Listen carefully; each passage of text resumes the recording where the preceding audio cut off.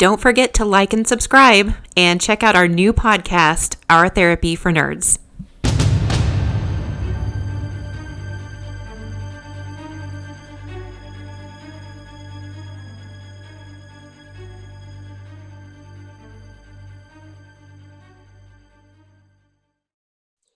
Hello, and welcome to this week's Behind the Mini.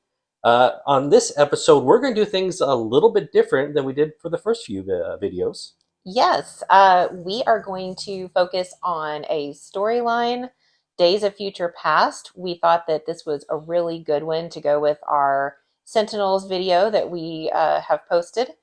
And it kind of focuses on several different characters, X-Men and Brotherhood and the Sentinels. And what's kind of beautiful is this is actually kind of the anniversary. We're recording this about a week after the anniversary of when the issue first released back in October of 1980. Wow, Andy. I think we were in preschool back then.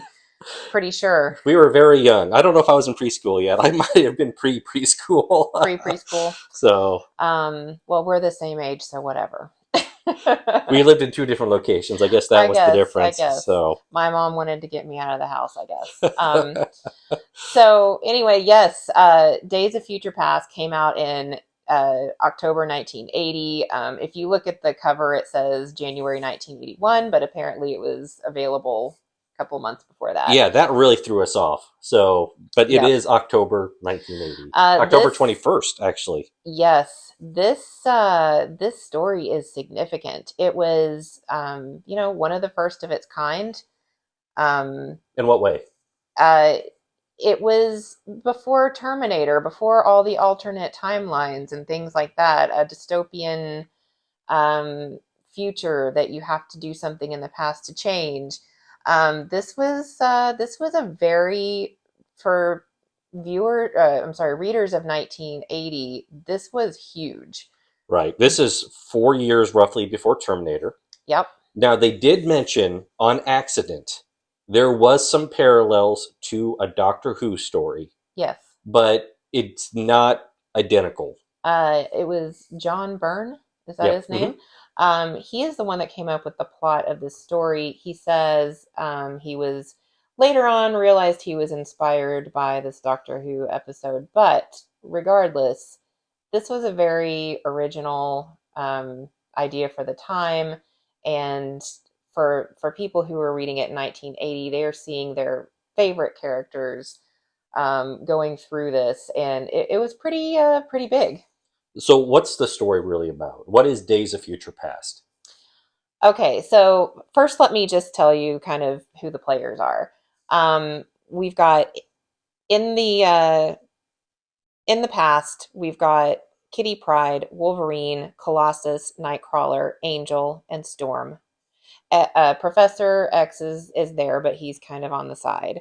And then in the future, we have Kitty Pryde, who now goes by Kate, Colossus, Wolverine, Franklin Richards, who is the son of Reed Richards and Sue Storm. Magneto, and Storm. We also have Rachel Summers, and this is the first time we're introduced to her.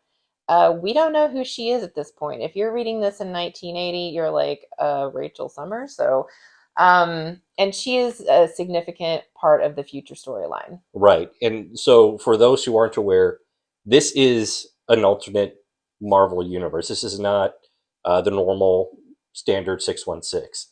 In this one, Scott, Cyclops, and Jean Grey actually got together and had a child.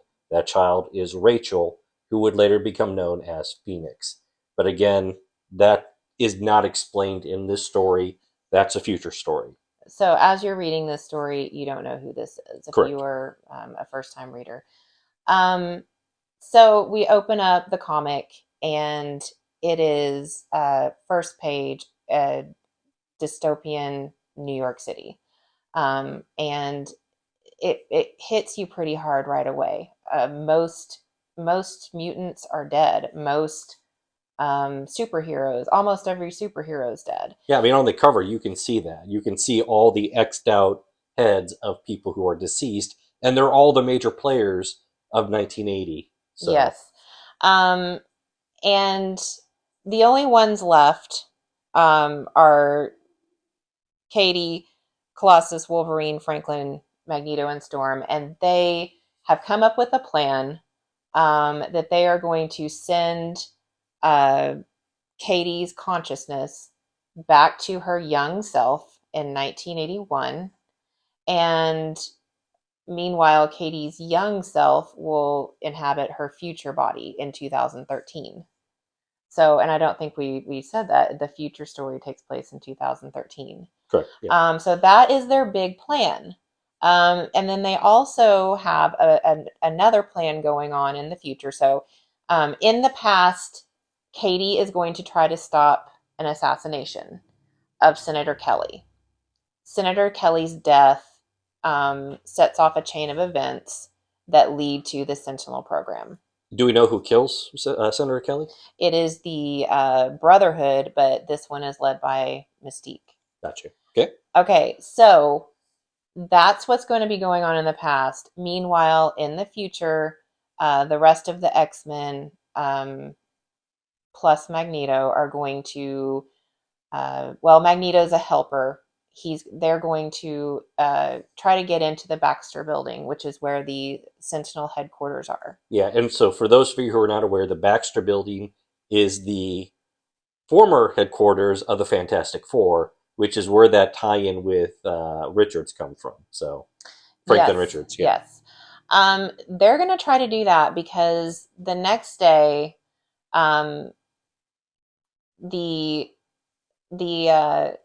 the rest of the world is going to probably attack North America, where the Sentinels are. They are only in North America. They are planning to move out amongst the other countries of the world. The rest of the world is terrified.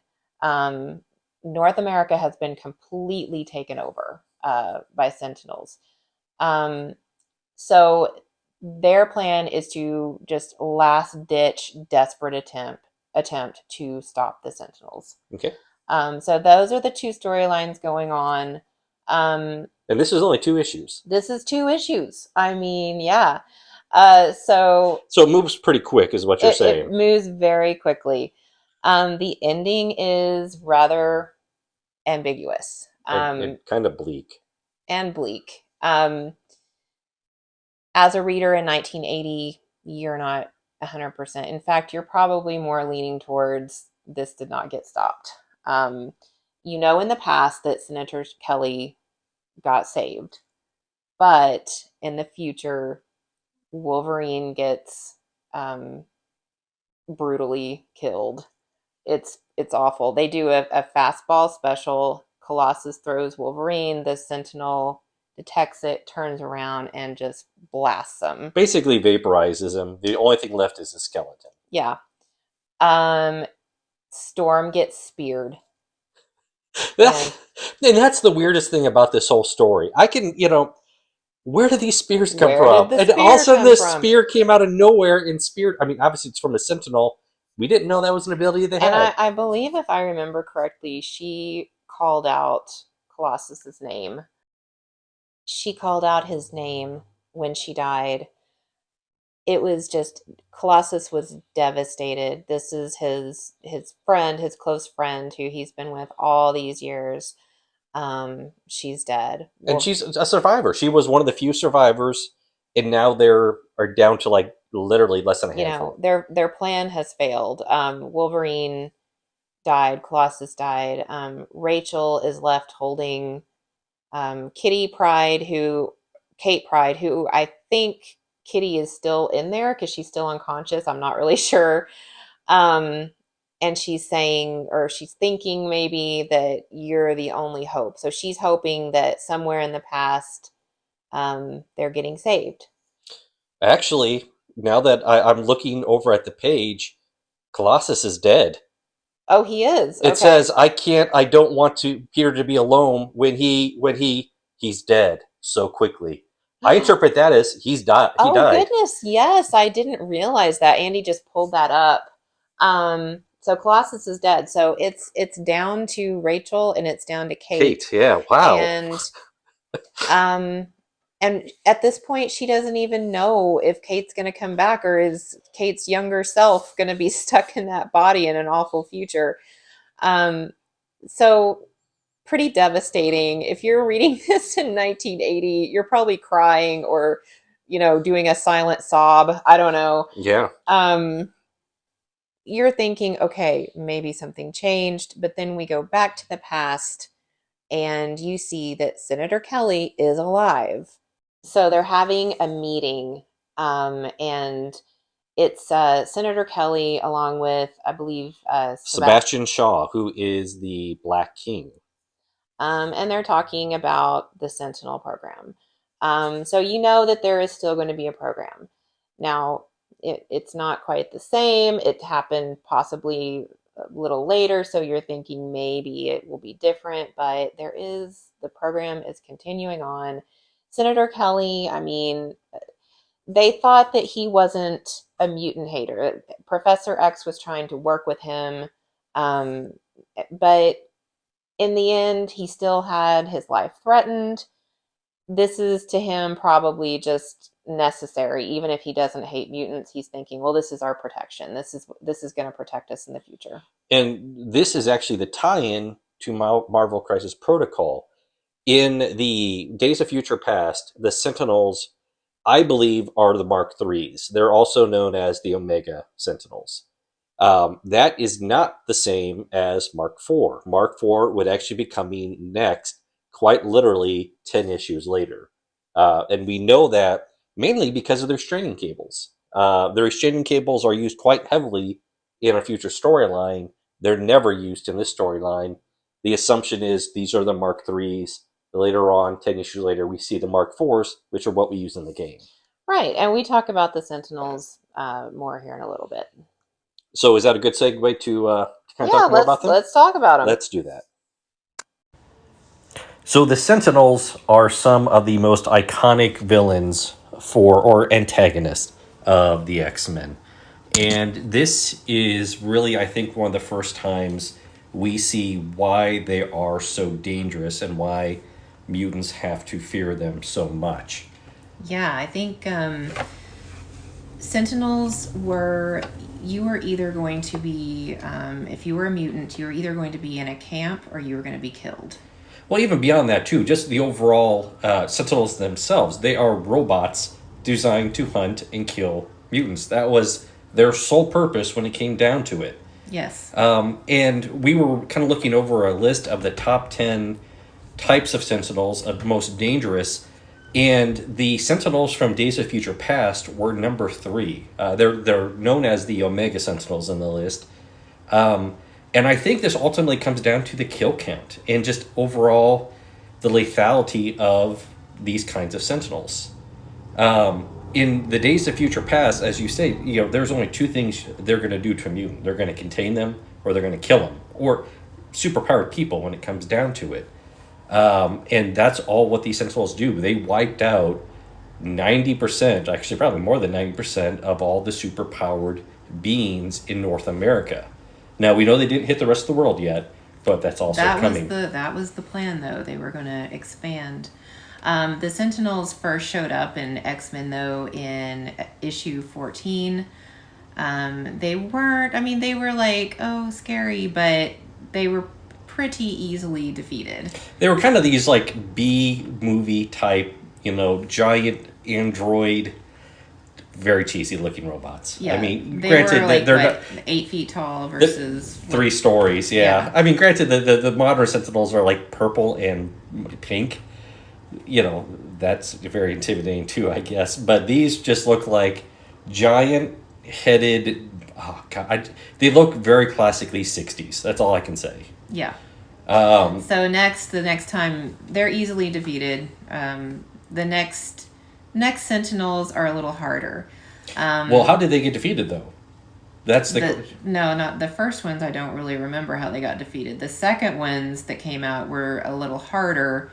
They were defeated by basically Cyclops tricked them into throwing themselves into the sun. Now, wasn't the original stopped by Bolivar Trask, the original creator? Yes, that's right. Okay, Bolivar Trask in issue 14 is the one that created them, and he quickly realized this is not a good idea. They're starting to take over. He sacrificed himself to, I guess, save the world. I'm not sure how big of a deal it was. But why didn't he tell Larry he was going to do that, Nikki? Larry was his son, which Andy and I have been laughing about. That his name was Larry. Magneto, Pyro, and Larry. That's just really...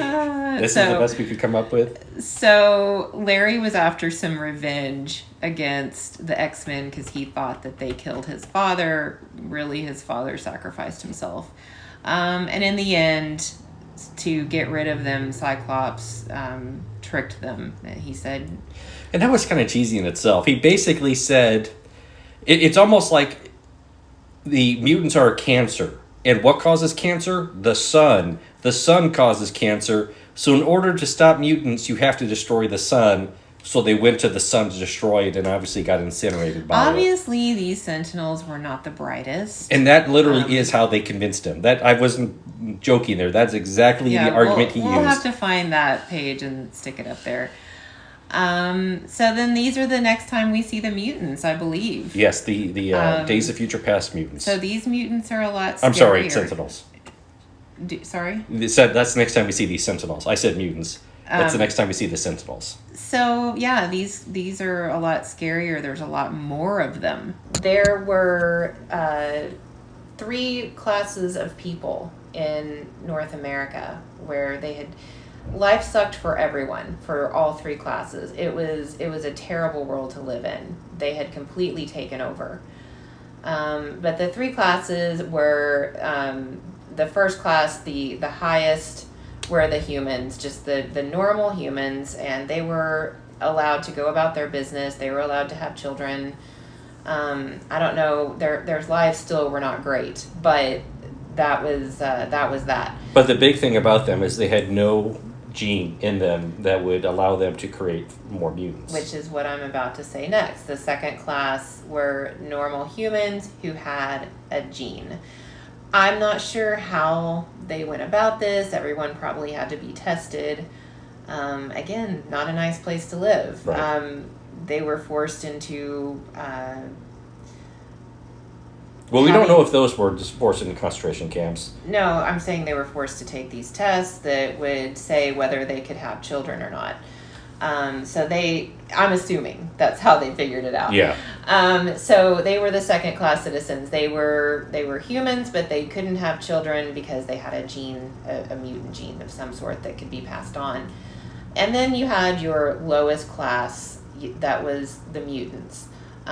They were either killed or they were put in what was essentially concentration camps. And they never really explained why certain mutants were allowed to survive. Other than, I guess, the Sentinels were just bored of killing everything. Here's my guess is that if the mutants fought, they were killed. Put down. And if they went peacefully, or maybe it was just if the Sentinel had a good day or a bad day. Yeah, because, I mean, that's, like Magneto was one of the ones that survived, but he was crippled, and he didn't really have his powers. Rachel, I guess she wasn't overt, so they may have thought she was just a human that had the mutant gene in her. I don't know. They don't explain why these certain mutants were allowed to survive. They do not explain, at least not in this story. There might be other stories where they go into depth about it. And then these Sentinels, they had a couple of very interesting powers, or abilities, I should say. They didn't powers. The truth detection. Yes, they somehow had a lie detector. At the beginning of the story, you see Kate/Kitty going for medical supplies. She's detained by a group of humans, some kind of gang or something. Assaulted, I think. Assaulted. They were thugs, basically, but they couldn't fight the Sentinels, so they still hated mutants. Even after all this, they hated the mutants. I mean, we could go into a whole other discussion about why, but we're not going to do that. So she's saved by Wolverine. That's, again, side. But she gets back and the Sentinel says to her, you took a long time. Why were you late? And she said, I was detained by some thugs. And she didn't talk about Wolverine. She just said, I was detained by some thugs. They could tell she was telling the truth. They let her back in. Right. So, yeah, the Sentinels just overall nasty. It's like everything that a mutant could have as an advantage, they were built to counter. Which, again, when we talk about, well, when you look at future Sentinels like Nimrod, that was kind of the basis of him. You know, Nimrod is a mutant that's from this timeline, actually. In fact, he could exist during the storyline. We're not sure yet. Well, we know that in a future story, Rachel goes back to the past and Nimrod follows her. Yeah, exactly. And then Nimrod was a special Sentinel that, you know, like, he's very similar to how like Doomsday from the DC Comics was. Every time you beat him, it learns how you beat him and put in a counteractive program to not allow you to do that again. So that was always the big problem with Nimrod is every time you beat him, you couldn't do that again, and he just kept on coming back stronger and stronger.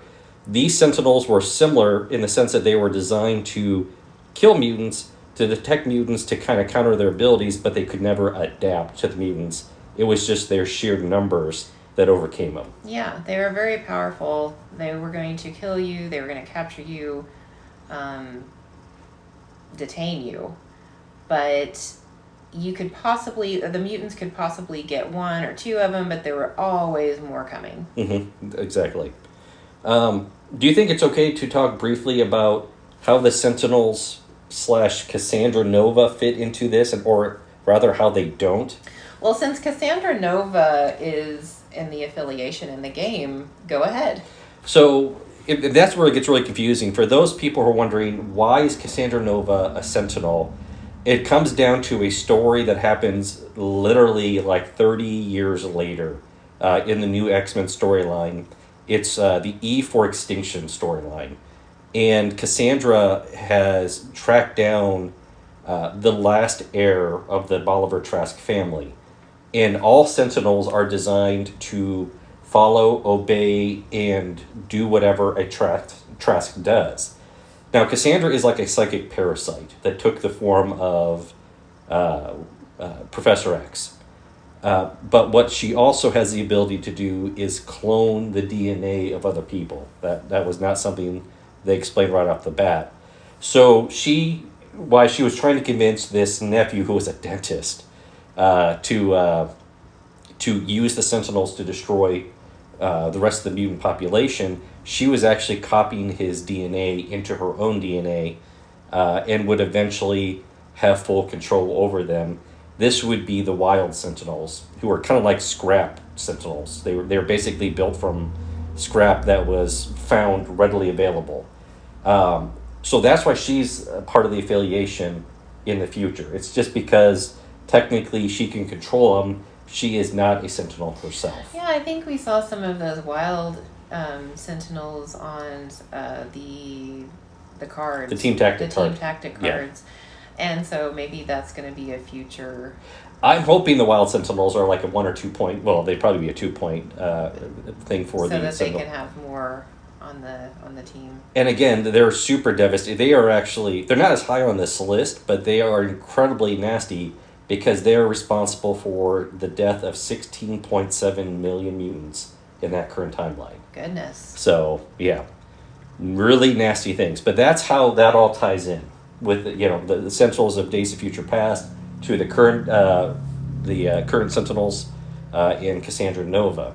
And then we kind of briefly touched on the fact that at the end of this storyline, Sebastian Shaw is working with Senator Kelly, and Sebastian Shaw is more of no one knows he's a mutant. But he is a mover and a shaker. He is definitely working politics. He's out for himself. He's out for Sebastian. And he actually is able to kind of take control of the Sentinel program, and that's where the Mark IVs come from. Yeah. So, that's the story of how all of this from Days of Future Past ties into not only the future Sentinels we see, but the game. That's why we have Mark IIIs in the future past and Mark IVs literally 10 issues later, like I said. Yeah. All right. So that's anything more that that was interesting about the Sentinels that you saw? Well, no, I think that we pretty much covered it. I hope. I hope so too. There's a lot more Sentinels out there Lots to talk Bastion, about, but yeah, that's but I think we touched on the main points. all right. So why don't we talk about the X-Men next? Okay. So the X-Men of this time were not necessarily the teams that everyone would associate with the X-Men. You've already gone over who was on the team. This was a Storm-led team. We had Wolverine, we had Angel. Angel, I think, being really the only original OG X-Men there. We had Nightcrawler, we had Kitty Pryde, and Colossus. Colossus. Uh, And Professor X was there Professor X was there. with his lady friend. It was Ileandra, I believe her name was the Shi'ar Queen. Yes. Yes. So if you go back, I guess 6 years from this storyline, you've got the 1975 classic giant-sized X-Men annual #1, and that is the storyline of Krakoa. Which, oh my goodness, that story, that's another video all in itself.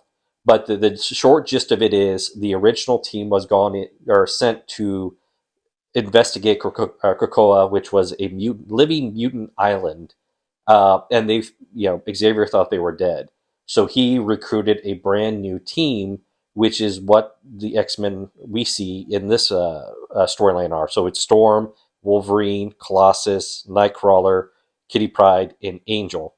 Angel wasn't one of the ones recruited at the time.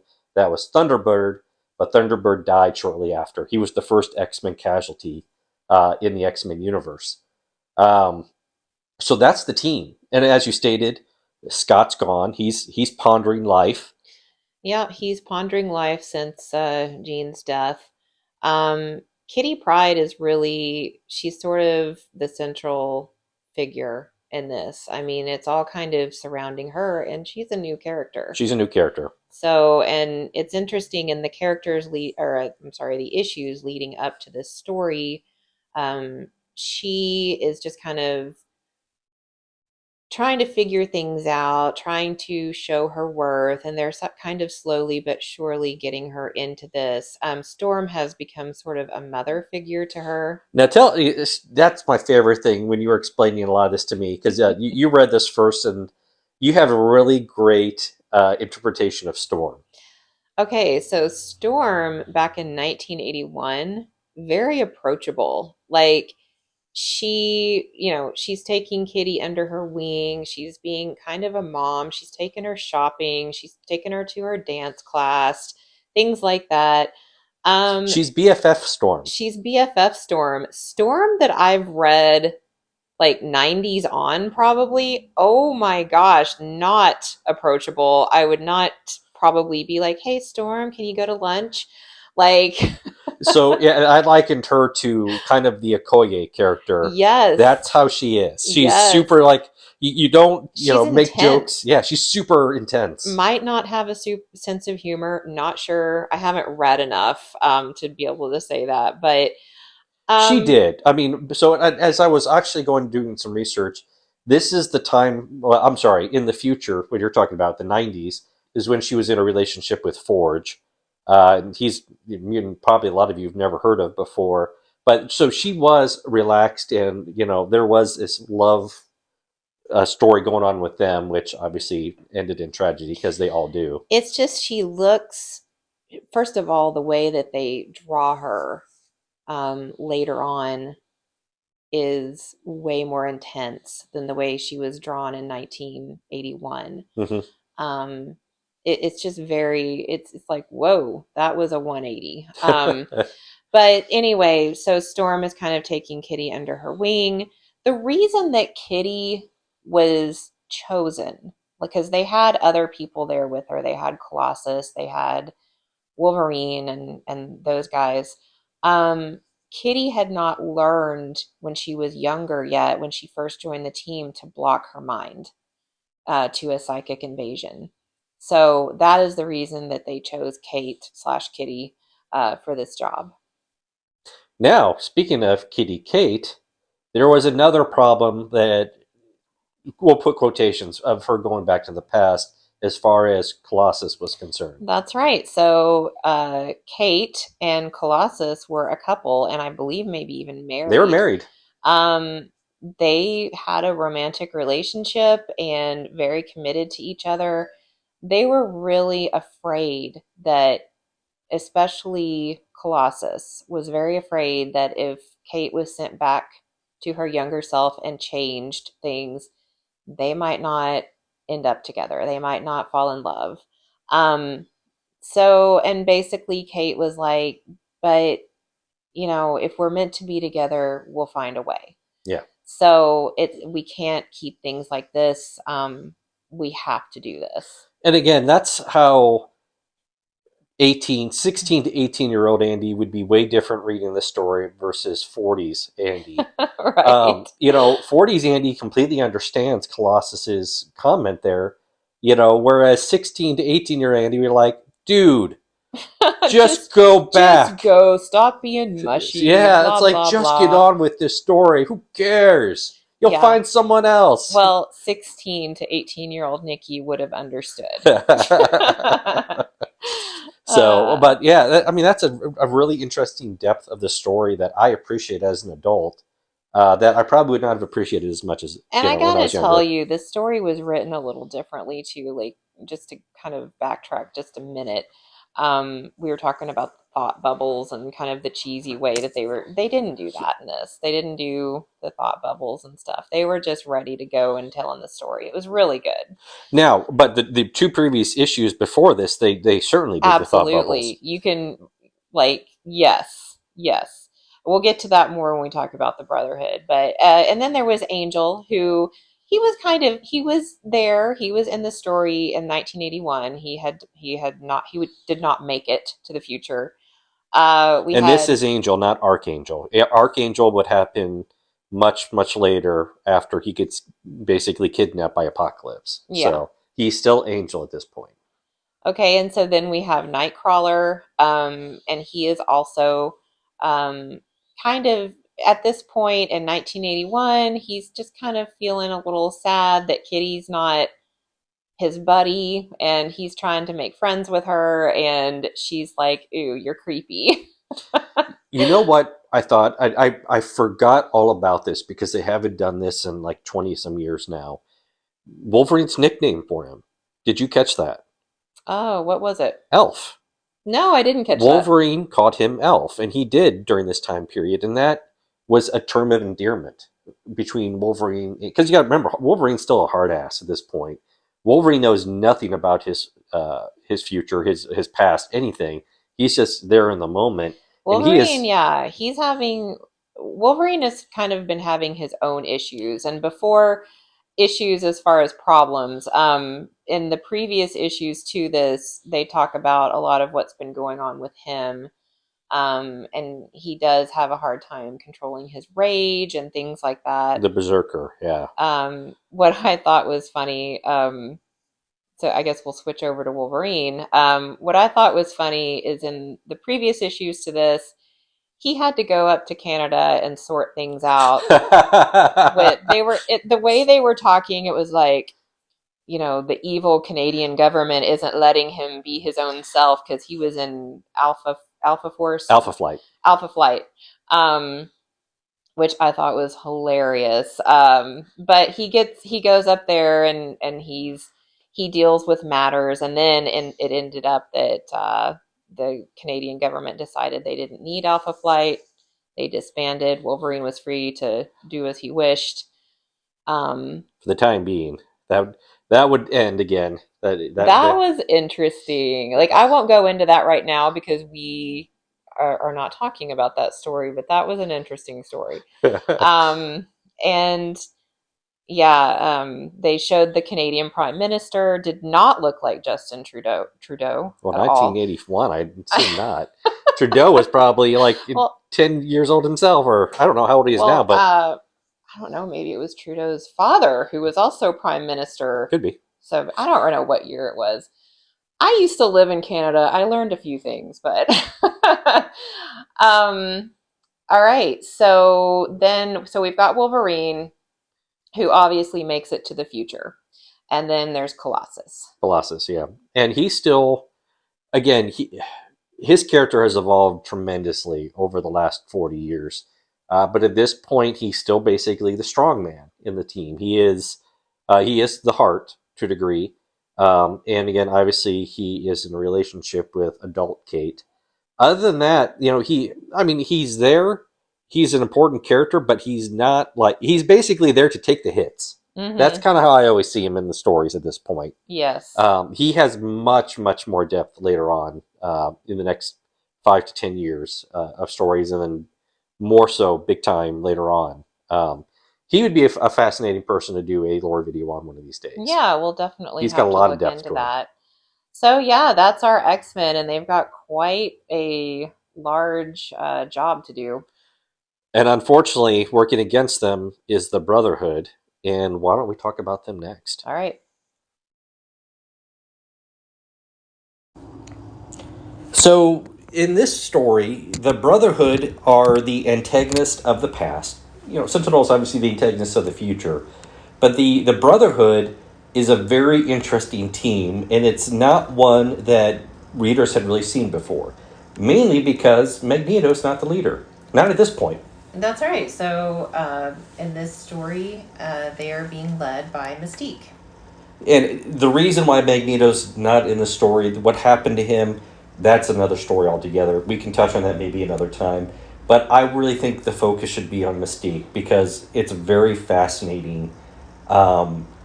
Just the parallel between her and Storm. And you're the one that really brought that to my attention. And I definitely think it's worth talking about. Yeah, I think the fact that this is 1981, and you've got this huge story, this very significant story that features two very powerful mutant teams who have women as their leader. I mean, I think, to me, that's very significant, and I've talked about this with Andy earlier. I think that in 1981, I would have been 4 years old. I can remember thinking things about what I wanted to be when I grew up. It didn't even occur to me I could have been a doctor. I thought about being a nurse. Yeah, I mean, again, maybe it was just where we lived. I kind of don't think so. But it just seemed like there were certain jobs men had, and there were certain jobs women had. And the women were more of the nurturing type, basic jobs, and the men were the breadwinners. They were. Well, yeah, and I think we touched on that earlier, and we talked about Storm was kind of Kitty's mother figure, and not that there's anything wrong with being a mother figure, but in the future storylines, she's a badass. Yeah. And you can be both. Yes, absolutely you can. But I felt like that was interesting. I liked the way they paralleled that. I think it's really neat, like I said, and that when I was a child, that's the way society taught me to think it. Like I said, I was raised in the Ozarks. Maybe the bigger cities didn't think that way, but and my daughters don't think that way now. Men can be nurses, women can be, or gender whatever. So I thought this was pretty neat for the time. And it wasn't placating either in that sense. They were both doing very solid strategies. Mystique was constantly having to adjust her plan because, of course, according to the original storyline, they succeeded in the assassination. Well, when Kate Pride entered the equation there, Destiny, who we'll talk about in a second, sensed that. And therefore, Mystique kind of had to change her plan. Well, Mystique was strong. I mean, we'll talk about Blob too, but she put Blob in his place pretty fast when he was questioning her leadership because she was a woman. He wasn't going to take orders from her. And then you've got Storm on the other side, which I know we've already talked about her, but talking about the leadership and the parallels, she was a little doubtful when she first took over, and she was questioning herself. In the future, she's absolutely in control. She's the leader. Yeah, absolutely. And, one more thing on the whole Blob issue. you know, she obviously had the respect of Pyro and Avalanche. Blob was just an a-hole. Oh, he was awful. He And was so sexist and just ick. But you know what I didn't see was a thought bubble like, oh, why won't he listen to me? This is horrible. No, she's like, you listen or else. And Pyro made it very clear what the else was. And, Blob just kind of laughed it off. But she wasn't going to play. She was not playing around with him. And I really appreciated that. So let's talk really quickly then about the other woman on the team, of the Brotherhood, before we talk about the Blob. That's Destiny. And one thing you brought to my attention was this story was her very first appearance in the comics. Destiny is a blind precog, basically. She can see the future, which for me, I always knew the name because I knew she was dead. I knew she was a former companion of Mystique, more than just friends. And because she could see the future and she was working for the Brotherhood, she was way too dangerous to be around. I honestly, I don't remember what story she actually was killed in, but it seems like every time she was alive for a while, somebody would end up killing her in the end, or she would disappear because, again, way too dangerous to be alive. And you were telling me that's kind of what drove Mystique, is the death of Destiny. Yeah, because they were romantic they were partners. They were in love. They were in love, and that was not explicitly said in 1981. Right. But in fact, even we saw an interview with the original writer, and that he actually had way deeper plans for Destiny and Mystique. Yeah, he did, and I don't remember who it was. I don't remember who put the kibosh on it, but that was not the right time yet, apparently, to have such a progressive story. Yeah. In this issue, we find out that, or we're hinted at that Nightcrawler is somehow related to Mystique.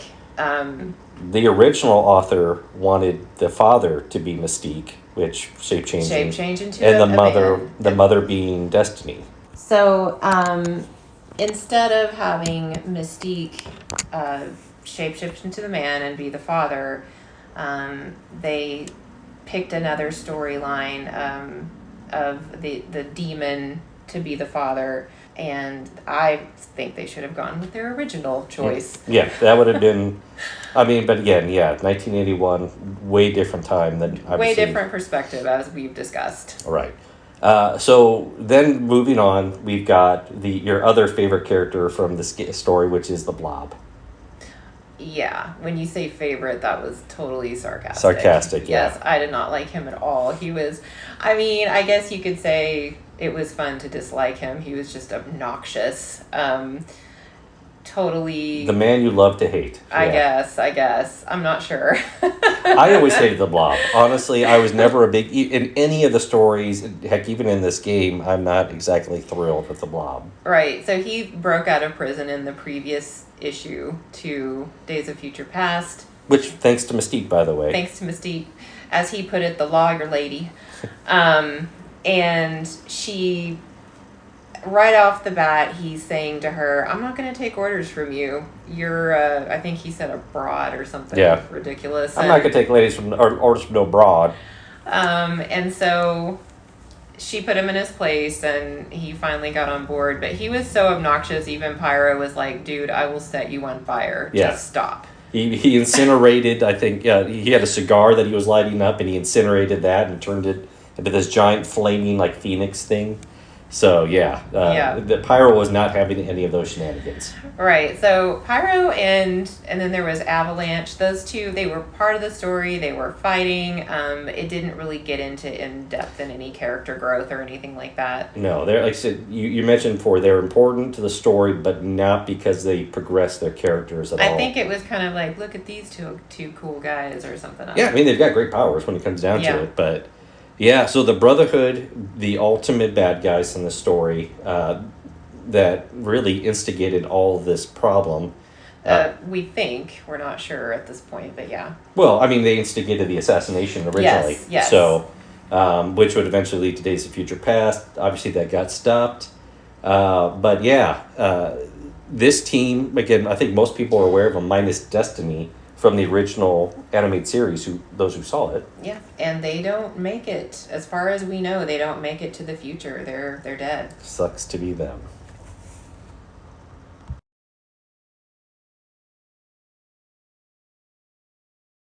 So in the end, what we wanted to do is tie in this story with the actual game Marvel Crisis Protocol. Now, we do have rules for people like Storm and Wolverine, and you've probably seen those in ad nauseum now.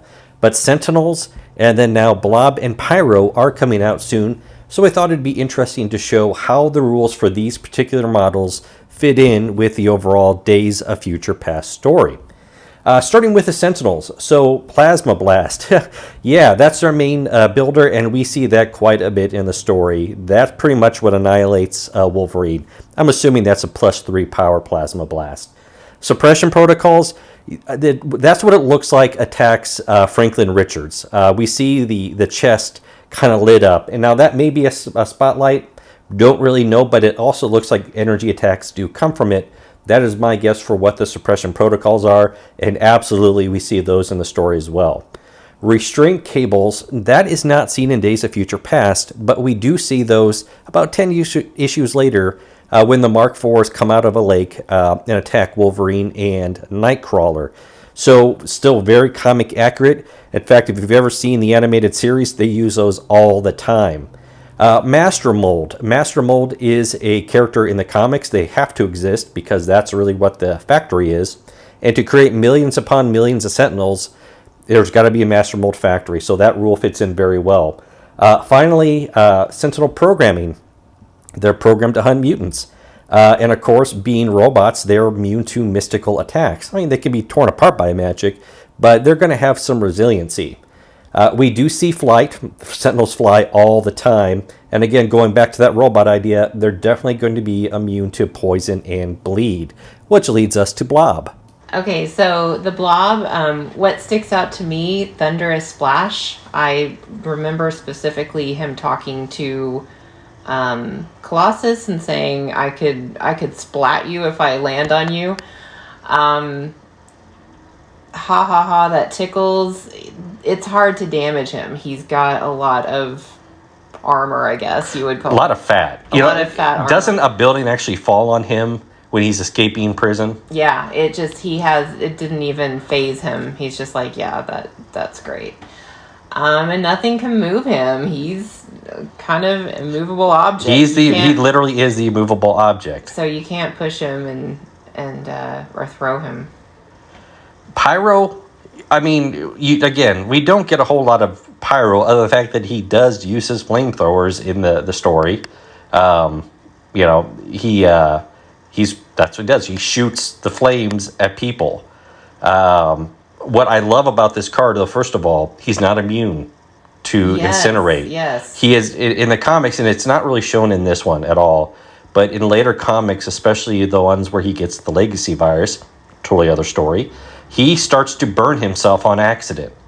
His flame powers get out of control, and he actually starts burning himself and hurting himself very badly. So beyond the fire blast abilities, which he's got 3 of them, fire manipulation, we do see that actually in the story. We do. When the Blob is getting out of control. Yes, indeed. And again, I think that goes along also with Stoke the Flames. He can make a small flame into something very big. Yep. So overall, I think the Pyro translates very well into the game. As do I. Now, there is one special card that you used in our last game that you insisted on using that is very much a signature of the Days of Future Past. They use it 3 times. Yeah, and I know they use it in other stories too, but this seemed very significant, especially when you look at the end of the story and what happens to Wolverine. I had to use it. And what is that card? That is the Fastball Special. Fastball Special. That is one of the most iconic, signature moves of the X-Men when it comes down to it. at least in my opinion. And yeah, he threw Wolverine 3 times. Third time was not the charm. Third time did not work out well. So that was really well. Books of Destiny from the game. That's the Destiny in the storyline they're talking about. She did write it all down. The books do become very important in other stories. They're trying to. She foretold a legend, a future of things to come, and everyone was trying to get the books to figure out what that was. So that's this Destiny who did that. And overall, again, they're doing a pretty good job of taking the characters from the comics, translating them into a game, and making them fairly good power-wise. Yeah. So I love that about this game. So that was kind of our look at Days of Future Past. Is there any other thoughts or comments you have for the story, the game, or any of the above? I just probably wanted to reiterate that this is just a really, really significant story. It's if you look at all of the lists that they have out there, top 100, top 10, whatever, this story always makes it in the Marvel category anyway of top comics. Usually it's in the top 5 of all storylines. And considering how old this story is, that's pretty good. That's really impressive. In fact, the one before this usually gets a little bit higher, which is the Dark Phoenix saga. This follows right after that. It's really interesting. This is just a very straightforward, easy read, but what a great story. And, we've talked about it. I've heard other people talk about it. It would have been like a year-long extravaganza now if this kind of significant story happened now. Here's something I haven't asked you before. Do you think they knew how popular this story was going to be, do you think they would have kept it to 2 issues? Back in 1981. I don't know. I think I don't really know. I would have to do some more research on that. It seems like they knew it was significant because of the way that they wrote it. I feel like they wrote it differently. Like when I was reading the issues, I read a few issues leading up to it. It was just different. And so I think that they wrote it in a significant way. Like this is an important story. But obviously they would have no idea that it would be this big. Yeah. Part of me wonders, was this like a throwaway story? Like, hey, Bob, I've got this idea. Trust me, you're going to love it. And he's like, whatever, just make sure you make the deadline for it. Part of me wonders if that was the case, or if they're like, I've got this really great idea. How are we going to come up with a story that tops or that can follow the Dark Phoenix? And that's what this was. I'm curious how that would have worked. I don't know. That's a good question. One thing that I do know, and again, we don't get political on this channel, but this was right before the Reagan-Carter election. I believe it already happened when the issues came out, but while they were writing it, it was going on. And I do think that a lot of what they were trying to maybe convey their message maybe was influenced by that. I will say that. I don't know. What do you think? I don't know. I do think my only thought is I think they're trying to figure out how do we top or come up with something that can follow the Phoenix saga, and that's what they decided. Yeah, good point. So very good point. But yeah, I don't know. But fantastic story.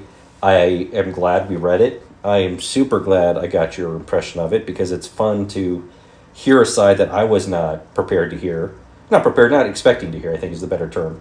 And I really enjoyed it. So you gave me another perspective of the story. So well, and we've talked about that too. Everybody has their reasons for loving different stories. They have different takes on it. We're all different. We all were brought up differently or in a different culture or whatever. So that's kind of interesting. We can all come together. That's why some of the reasons why we do the behind the mini, maybe for people who don't know about the stories as much or the characters, but it's also fun for the people that maybe they have read it and they just want to hear, like when you read a book and you love the book and you just really want to talk about it with someone. Yes. Yeah. So this is also for people like that, and they know this story and they've read it and they have their own thoughts about it, and they just want to continue to hear what other people think. In that sense, we would love to hear your comments. If you've got an opinion about the story, your thoughts, anything about Days of Future Past, let us know. We'd love to have that conversation with you in the comments. Absolutely. All right. Well, again, go ahead and watch the video we have, the first Sentinel versus X-Men.